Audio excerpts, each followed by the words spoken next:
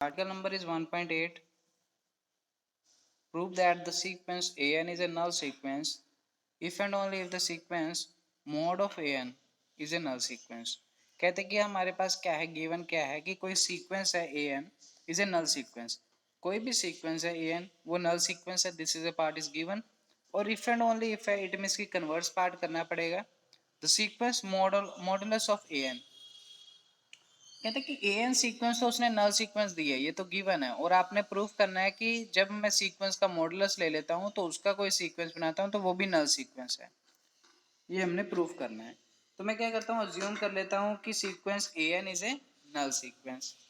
अगर A N is a null sequence, definition लगा दो, given of xylem greater than 0 however small there exist a positive integer m such that कि modulus of A N minus L, L इसमें क्या है, zero है, क्योंकि नल sequence है, limit हमारे पास जीरो होगी. ये याद रखना, नल सीक्वेंस के लिए लिमिट जीरो होती है. तो A N minus zero modulus of A N less than epsilon for all N greater than equal to M. That is a definition. आपने नल सीक्वेंस की डेफिनेशन लगा दी, उसको वन इक्वेशन नंबर वन दे दिया. नाउ अब ध्यान से देखो कि आपको प्रूफ क्या करना है, मॉडुलस ऑफ ए एन.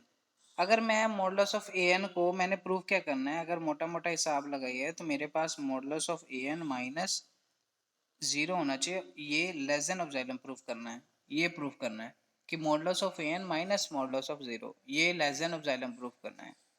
तो मैं इसी चीज को लेके चलूंगा.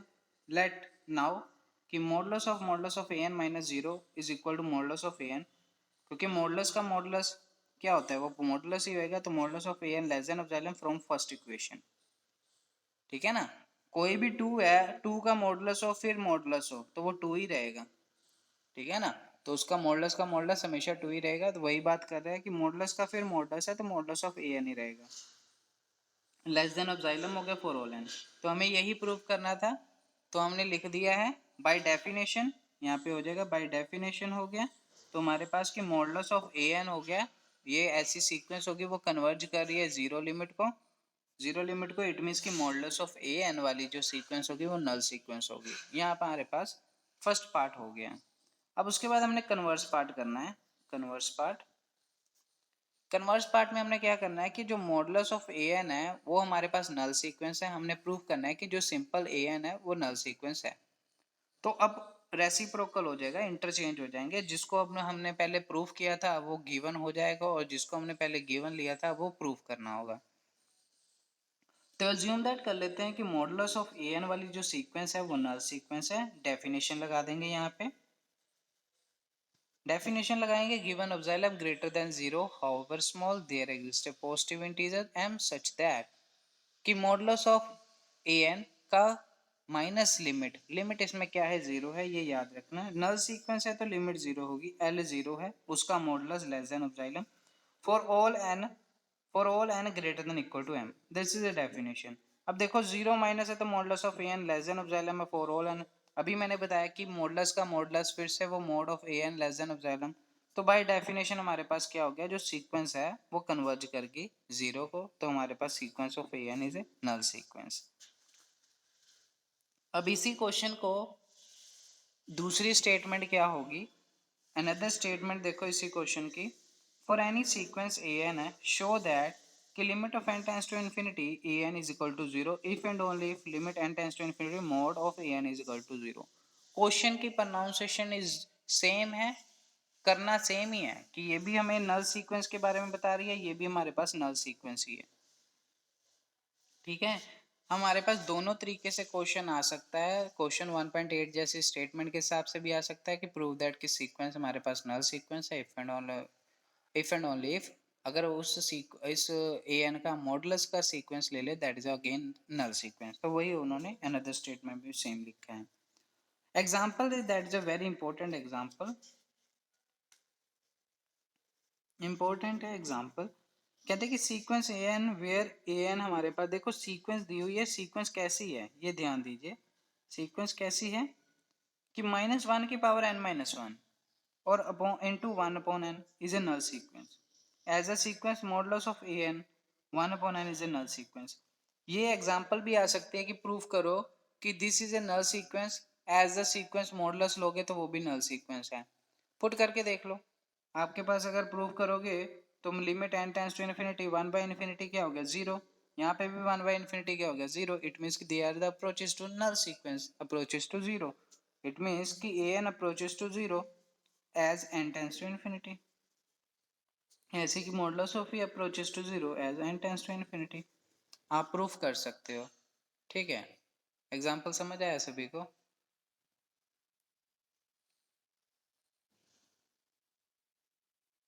नेक्स्ट आर्टिकल देखें. The article number 1.9 the prove that the sequence converges to the limit l. वो कह रहा है कि कोई सीक्वेंस है वो कन्वर्ज कर रही है लिमिट एल को.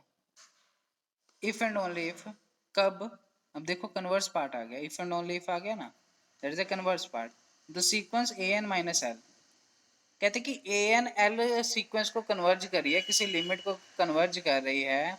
तो मैंने अब सीक्वेंस कैसे ली है, ए एन माइनस एल, ऐसी कोई सीक्वेंस है तो वो नल सीक्वेंस होगी. ये आपने प्रूफ करनी है. ये अब एक सीक्वेंस का काम कर रही है, ये एक सीक्वेंस होगी ए एन माइनस एल. तो वो कह रहे कि अगर इस तरह के सीक्वेंस है तो वो नल सीक्वेंस होगी, आपने प्रूफ करना है. अब देखो हमारे पास पहले गिवन क्या है, फर्स्ट पार्ट हम ले लेते हैं. The sequence A n converges to the limit l. तो कन्वर्जेंस की डेफिनेशन लगा देंगे, कन्वर्जेंस की डेफिनेशन लगाएंगे. कन्वर्जेंस की डेफिनेशन क्या है, given epsilon greater than 0 however small there exists a positive integer m such that कि modulus of A N minus l less than epsilon. अब देखो लिमिट क्या थी, उन्होंने एल दी थी तो मैंने यहाँ पे एल लिख दी. अगर एम दी होती तो एम लिखता. तो less than epsilon for all N greater than equal, यहाँ पे हमने डेफिनेशन लगा दी यहाँ तक. अब क्वेश्चन देखो, क्वेश्चन में हमें प्रूफ क्या करना है, क्वेश्चन में प्रूफ करना है कि ए एन माइनस एल का जैसे इस तरह की जो सीक्वेंस है वो नल सीक्वेंस है. अगर ये सीक्वेंस है, ये एक सीक्वेंस की तरह बात कर रही है, तो मेरे पास कैसा होगा A N minus L minus 0, ये बात होनी चाहिए थी. और ये लेस देन एप्सिलॉन आएगी, इसके लिए लिमिट 0 होनी चाहिए. नल सीक्वेंस है ना, नल सीक्वेंस के लिए लिमिट 0 होनी चाहिए. एल डैश ले लो, वो 0 होनी चाहिए. तो एल डैश हमने इस करके ले लिया है क्योंकि हमने एल तो इस लिमिट के लिए कन्वर्जेंस ले लिया था. अब इसके लिए जो लिमिट होगी वो एल डैश होगी जिसकी वैल्यू 0 है. तो मेरे को ये प्रूफ करना है, ये प्रूफ करना है. तो मैं क्या करूंगा, नाउ देयरफॉर, अब देखो ए एन माइनस एल है तो उसमें से 0 माइनस कर दोगे तो बात तो सेम ही हो जाएगी ना. अगर ए एन, मैं कह रहा हूँ कि अगर 2 है, 2 लेस देन एप्सिलॉन है, तो 2 में से 0 माइनस कर दो तब भी तो वो लेस देन एप्सिलॉन ही रहेगा. तो मैंने वही ए एन माइनस एल को ब्रैकेट में लिख लिया, माइनस 0 कर दिया, तो लेस देन एप्सिलॉन आ जाएगा. तो अब कोई भी सीक्वेंस है, अब ये सीक्वेंस है और ये लिमिट है, और लेस देन एप्सिलॉन होगी for all N greater than equal to M. It means कि this sequence is a null sequence क्योंकि it converges to the limit 0. तो हमारे पास यहाँ पे पार्ट प्रूफ हो जाएगा कि कोई भी सीक्वेंस है अगर वो कन्वर्ज कर रही है लिमिट को, then the sequence A N minus l, इस तरह की कोई सीक्वेंस होगी तो वो नल सीक्वेंस होगी. हमारे पास ये पार्ट कंप्लीट हो गया. अब नेक्स्ट देखो, अब इसका कन्वर्स पार्ट करना है, तो जो हमने प्रूफ किया था अब उसको गिवन लेना है, और जिसको हमने गिवन लिया था अब उसको प्रूफ करना है. गिवन क्या हो गया कि A N minus L is a null sequence. अब इसका मतलब है कि जो ए एन माइनस एल वाली सीक्वेंस है वो कन्वर्ज करिए 0 को as N tends to infinity. अगर ऐसा है इट मीन्स की डेफिनेशन लगा देंगे, for a given epsilon greater than 0 however small there exist a positive integer M such that कि हमारे पास A N minus L sequence है, माइनस 0 है क्योंकि लिमिट हमारे पास एल है, less than epsilon for all N greater than equal to m. ये डेफिनेशन लग गई. डेफिनेशन लगाने के बाद, डेफिनेशन बताने के बाद अब माइनस 0 है तो वो फिर से वही बन जाएगा ए एन माइनस एल. अब ए एन माइनस वाल हो गया for all N greater than equal to M. It means कि ये क्या कर रही है कि ये कन्वर्ज कर रही है, ए एन कोई सीक्वेंस है, अब वो कन्वर्ज कर रही है एल को. हमने यही प्रूफ करना था कि ए N sequence converges to the limit L by the definition.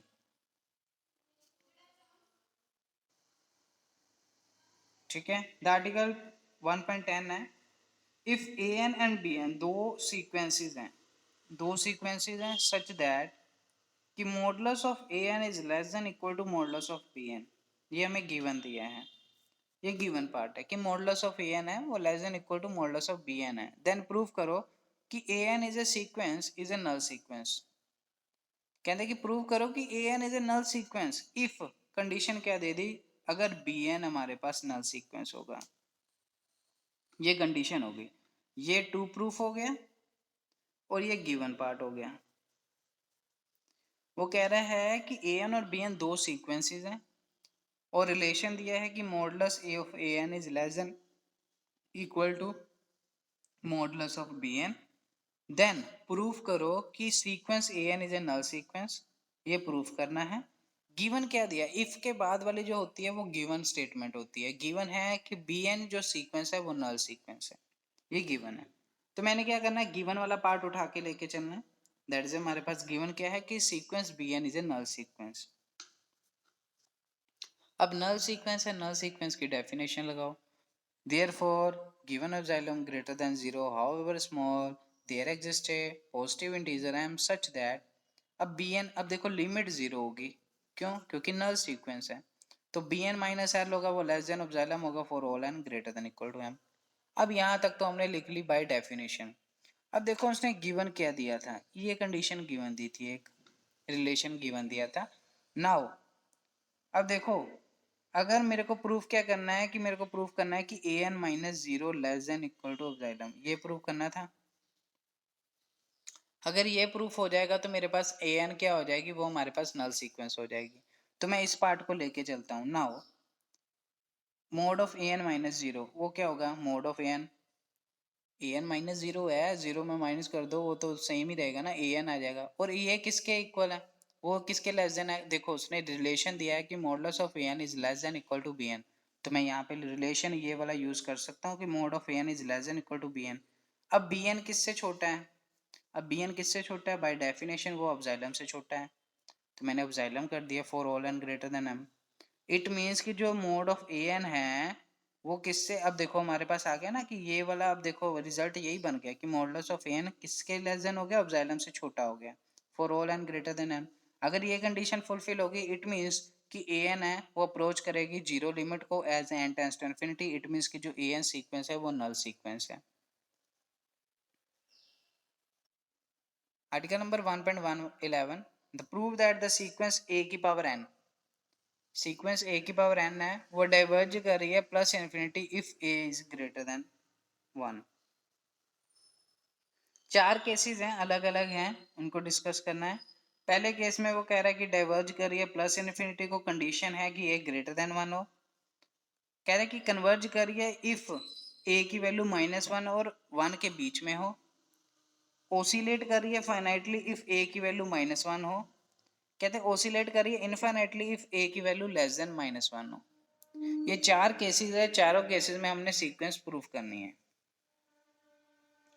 तो फर्स्ट केस ले लेते हैं कि ए की पावर एन कोई सीक्वेंस है, वो डाइवर्ज कर रही है प्लस इन्फिनिटी को if A greater than 1। E greater than 1 है, मैंने ये ले लिया, condition is given A is greater than 1।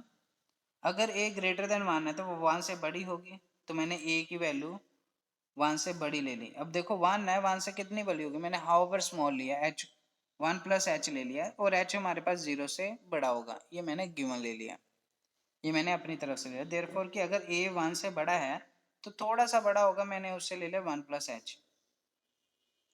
अब उन्होंने सीक्वेंस कैसे लिया, सीक्वेंस लिए ए की पावर एन है, तो मैंने ए की पावर एन ले ली, 1 प्लस एच की पावर एन है, यहाँ पे मैंने बाइनोमियल एक्सपेंशन लगा दी। ठीक है, तो यहाँ पे क्या आएगा, बाइनोमियल एक्सपेंशन लगा दी, यहाँ पे कर देना बाइनोमियल एक्सपेंशन। बाइनोमियल एक्सपेंशन लगा दी तो क्या आएगा, पावर आगे आ जाएगी 1 प्लस एन एच, फिर एन एन माइनस 1 करेगा divided by 2 factorial H square plus and so on H की पावर एन। और ये ग्रेटर देन 1 होगी क्योंकि उसने कहा था कि ए ग्रेटर देन 1 है। तो अगर ये 1 प्लस एन एच है तो ये 1 प्लस एन एच से बड़ी होगी, ये सारी हायर ऑर्डर वाली टर्म है। अगर ये हायर ऑर्डर वाली टर्म ये इसमें प्लस हो रही है तो वो 1 प्लस एन एच से तो बड़ी होगी ना। अब 1 प्लस एन एच से ये बड़ी हैं तो ये ग्रेटर देन का साइन आ गया, तो 1 प्लस एन एच आ गया for all N greater than 1। मैंने कोई भी पॉजिटिव नंबर ले लिया, के ले लिया, हाउ एवर लार्ज। क्यों लिया है ये वाली स्टेटमेंट मैंने क्यों ली, क्योंकि उसने कहा कि diverges to the plus infinity. हमें प्रूफ क्या करना है, it diverges to the plus infinity. तो मैंने however k positive number ले लिया, however large m be a positive integer such that. अब देखो सच दैट, उसके बाद देखो कि m की जो वैल्यू है वो ग्रेटर देन किससे होनी चाहिए, k minus one divided by H. ये इंपॉर्टेंट पार्ट है कि m की value k minus one divided by H से बड़ी होनी चाहिए, और क्रॉस मल्टीप्लाई कर दोगे तो m h greater than k minus one. तो वन इधर नेगेटिव में है, दूसरी साइड में जाके पॉजिटिव हो जाएगा, तो one plus m h greater than one हो जाएगा for all N greater than equal to m. अब देखो, अगर ध्यान से दीजिए कि अगर for all N greater than equal to m है, ठीक है ना, तो अगर मैं n के साथ h मल्टीप्लाई कर दूं वो भी m से बड़ा होगा। अगर मैं दोनों साइड पे मेरे पास वन ऐड कर दूं तब भी वो m प्लस एन से बड़ा होगा, ठीक है ना। तो वन प्लस एन एच किससे बड़ा हो गया, greater than equal to one plus m h. वही उन्होंने कहा कि one plus n h is greater than equal to one plus m h, और वन प्लस एम एच किससे बड़ा है, के से बड़ा है। ये तीनों रिलेशन एक साथ कर दिए उसने। और वन प्लस एन एच किससे बड़ा था, ये देखिए वन प्लस एन एच किससे बड़ा है, इसमें इससे बड़ा ए एन है।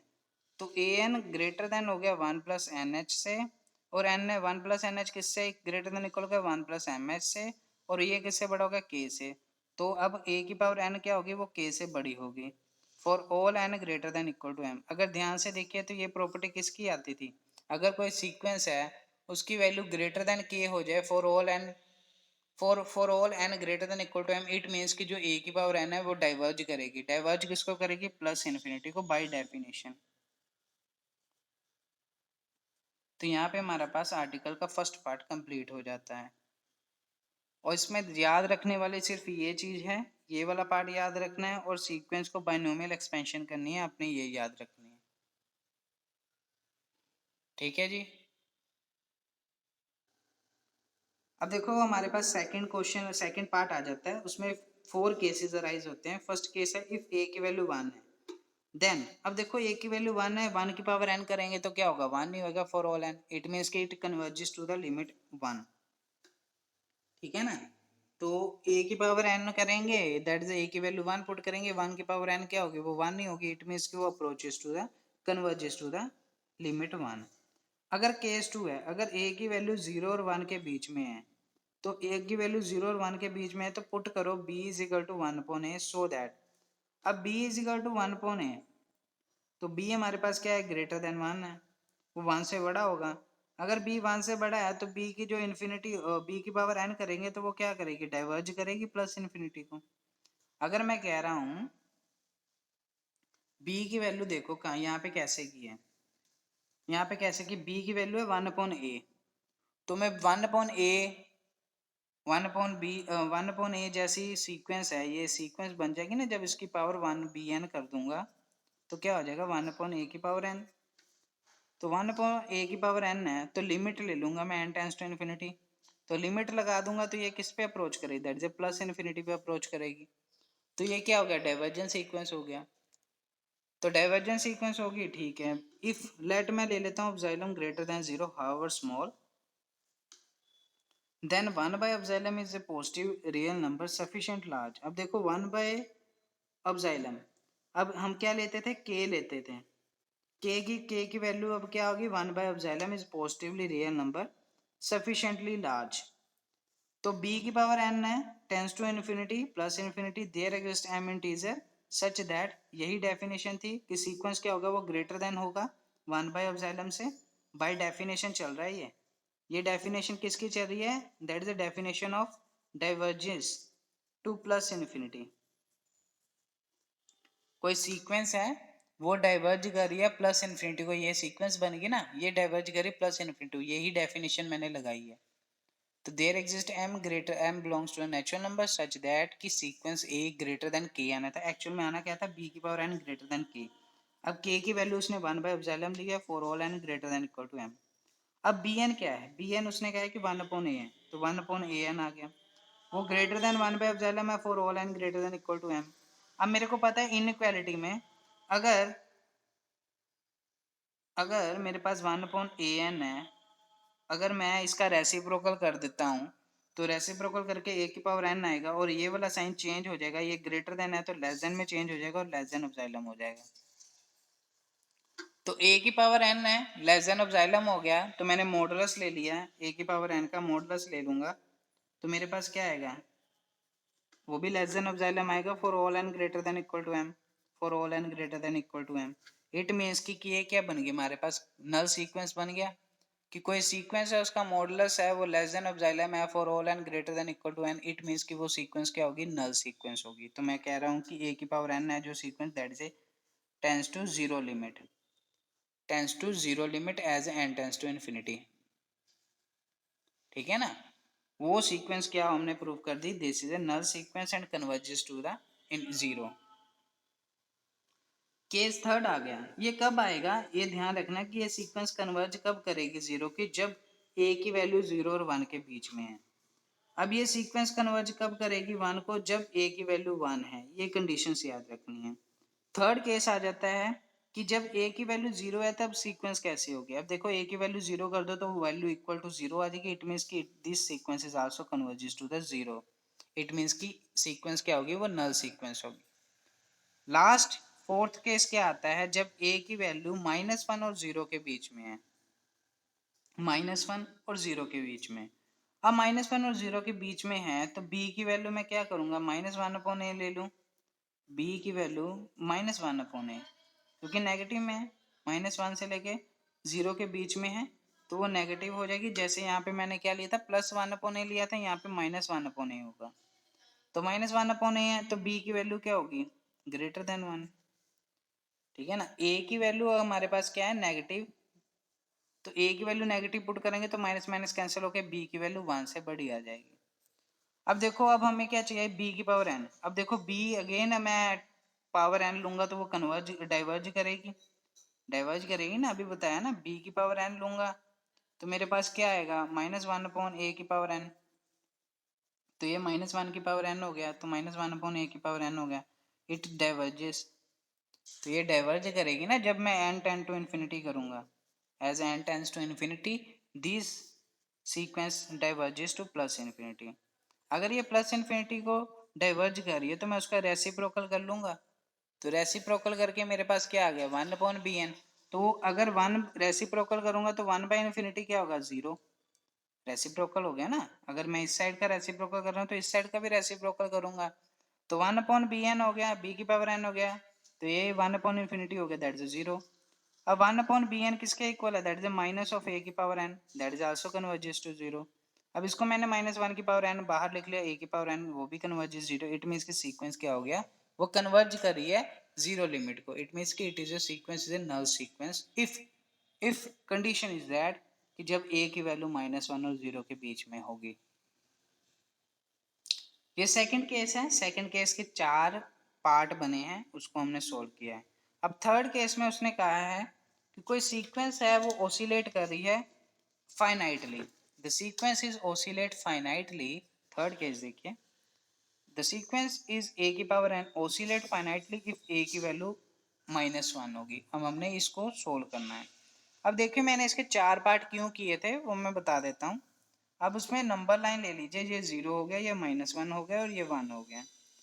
पहले उसने 1 पे चेक किया कि a की वैल्यू जब 1 होगी तो क्या होगा, फिर उसने कहा कि a की वैल्यू 0 और 1 के बीच में होगी तो क्या होगा, फिर उसने कहा कि a की वैल्यू 0 होगी तो क्या होगा, फिर उसने कहा कि अब देखो यहाँ पे -1 के इक्वल नहीं करना है क्योंकि उसने कहा कि -1 और 0 की, तो फिर उसने ये वाली सीक्वेंस की चाहिए। तो 1 2 3 और 4 ये 4 पार्ट बनते हैं, तो ये चारों पार्ट उसने डिस्कस किए हैं। अब थर्ड केस में देखते हैं। थर्ड केस में उसने कहा कि a की वैल्यू जब -1 होगी, मैं ले लेता हूँ लेट सीक्वेंस हमारे पास है, सीक्वेंस देखो कैसे है, a की पावर n है और उसने कहा है कि a इज इक्वल टू -1 होगी, तो सीक्वेंस क्या होगा, ओसिलेट करेगा फाइनाइटली। अब देखो ओसिलेट फाइनाइटली, तो मैंने क्या किया है, मैंने पहले सीक्वेंस को डिफाइन कर लिया, a की पावर n है, -1 की पावर n होगा। अब देखो a इज इक्वल टू -1 है, इसकी पावर मैं n कर दूंगा। अगर a की पावर भी n कर देता हूँ, इधर -1 की पावर भी n कर देता हूँ, फिर मेरे पास दो वैल्यूज आएंगी। जब n को मैं ओड पुट करूंगा, n की वैल्यू में ओड पुट करूंगा तो -1 की पावर 1, अगर -1 की पावर 1 लूंगा तो वो -1 आएगा, अगर -1 की पावर 2 लूंगा तो वो +1 आएगा, तो दो वैल्यूज आएंगी -1 और +1।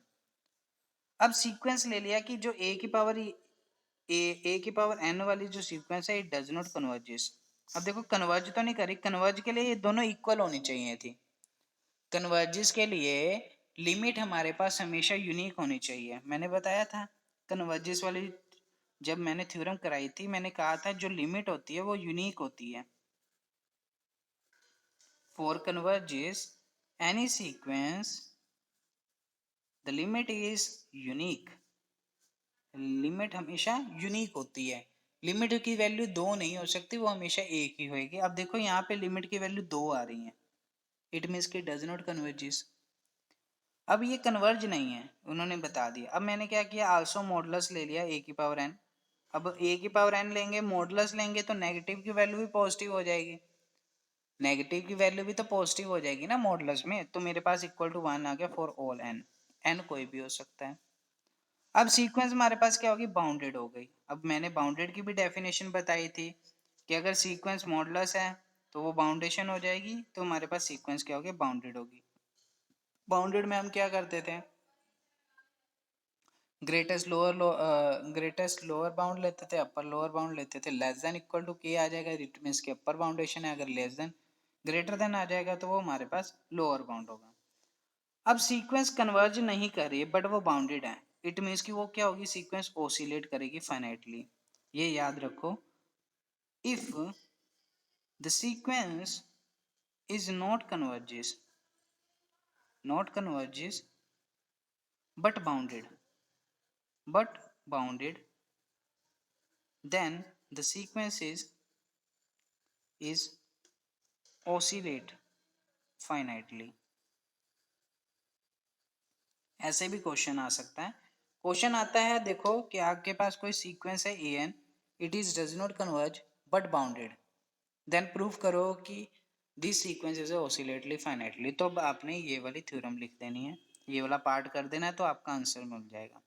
दैट इज इंपॉर्टेंट स्टेटमेंट है और रिजल्ट भी है। मैंने दो रिजल्ट लिखे हैं यहाँ पे, ये दोनों रिजल्ट वेरी इंपॉर्टेंट है और इसकी थ्योरम आती है पेपर्स में। पहला रिजल्ट है कि for converges any sequence limit is unique. Second result है if the sequence not converges but bounded then the sequence हमारे पास क्या होगा, ओसिलेट फाइनाइटली होगा। अब लास्ट है, फोर्थ पार्ट है इस सीक्वेंस का। तो फोर्थ पार्ट क्या कह रहा है कि अगर इफ ए की वैल्यू लेस देन -1 होगी, ए की वैल्यू यहाँ पे लाई कर रही है, वो कह रहा है कि -1 नहीं है और वो 1 से छोटी है, माइनस इन्फिनिटी से 1 से छोटी है, तब वो ओसिलेट करेगी इनफाइनाइटली। ये वाला पार्ट डिस्कस हो रहा है, नंबर लाइन का ये वाला पार्ट डिस्कस हो रहा है। तो अब हमने क्या करना है, इस एरिया में देखना है, इस इंटरवल में देखना है कि ये फंक्शन जो सीक्वेंस है वो ओसिलेट कर रही है इनफाइनाइटली, हमने प्रूफ करना है। तो उसने गिवन क्या दिया है कि ए की वैल्यू -1 से छोटी है, तो मैंने पुट कर दिया ए की वैल्यू -b। अगर ए की वैल्यू -b है सो दैट कि बी की वैल्यू पॉजिटिव होगी, वो 1 होगा। बी की वैल्यू पॉजिटिव होगी ऑब्वियसली, माइनस ए है, ए की वैल्यू नेगेटिव में है तो माइनस इंटू -1 लगा लो, -2 लगा लो, सॉरी -1 तो हो नहीं सकती, तो ये 2 पॉजिटिव ही होगा, तो वो 1 से बड़ा भी होगा। सिंपल सा है। अगर ए की वैल्यू -2 ले लेते हो तो पुट करो, माइनस माइनस प्लस हो गया, 2 0 से भी बड़ा है और वो 1 से भी बड़ा है, तो बी की वैल्यू हमारे पास क्या होगी, 1 से बड़ी होगी। ये दैट्स अ स्टेटमेंट। अगर वो कह रहा है कि बी हमारे पास है, ए इज इक्वल टू -b है, तो -b है और ए के इज इक्वल टू -b है, तो बी की पावर n करेंगे वो क्या करेगा, वो डाइवर्ज करेगा। अब बी है लगातार हमारे पास पावर में जाता जा रहा है, तो उसकी वैल्यू हमारे पास क्या होगी, डाइवर्जेस होगी, प्लस इन्फिनिटी की तरफ मूव करेगा। अब प्लस इन्फिनिटी के लिए अब देखो बी एन की है जो प्लस इन्फिनिटी है, इट मीन्स कि जो ए एन क्या थी, ए एन थी हमारे पास -b, तो -b की पावर n हो गया, इट मीन्स कि -1 की पावर n हो गया, इट मीन्स b की पावर n हो गया। अब मैंने ए एन को लिख दिया, ए की पावर n है, दैट इज हमारे पास -1 की पावर n और b की पावर n, b की पावर n है वो डाइवर्ज कर रही है। अगर b की पावर n डाइवर्ज कर रही है इट मीन्स कि सीक्वेंस ए की पावर n भी डाइवर्ज करेगा for if n is even. अगर n पॉजिटिव है तो वो प्लस इन्फिनिटी को डाइवर्ज करेगा, अगर n ओड है तो वो माइनस इन्फिनिटी को डाइवर्ज करेगा, इट मीन्स कि वो ओसिलेट करता रहेगा। अगर कोई सीक्वेंस है वो प्लस इन्फिनिटी को भी डाइवर्ज कर रहा है और माइनस इन्फिनिटी को भी डाइवर्ज कर रहा है, तो ये मैं जीरो ले लेता हूँ, ये प्लस इन्फिनिटी है और ये माइनस इन्फिनिटी है, तो ये सीक्वेंस इस तरफ भी जा रहा है। जब एन को इवन पुट कर रहे हैं, जब एन को ऑड पुट कर रहे हैं वो नेगेटिव की, तो वो क्या करेगा, वो ओसिलेट ही करता रहेगा, ओसिलेट करता रहेगा, दैट इज इनफाइनाइटली ओसिलेट करेगा। तो हमारे पास यहाँ पे सीक्वेंस का इनफाइनाइटली प्रूफ हो गया कि अगर कोई सीक्वेंस है वो प्लस इन्फिनिटी को भी डाइवर्ज कर रहा है और माइनस इन्फिनिटी को भी डाइवर्ज कर रहा है, जब एन को इवन लेते हैं एन को ओड लेते हैं, तो हमारे पास वो सीक्वेंस क्या हो जाएगा, दैट इज इनफाइनाइटली ओसिलेट करेगा, that is oscillate infinitely sequence.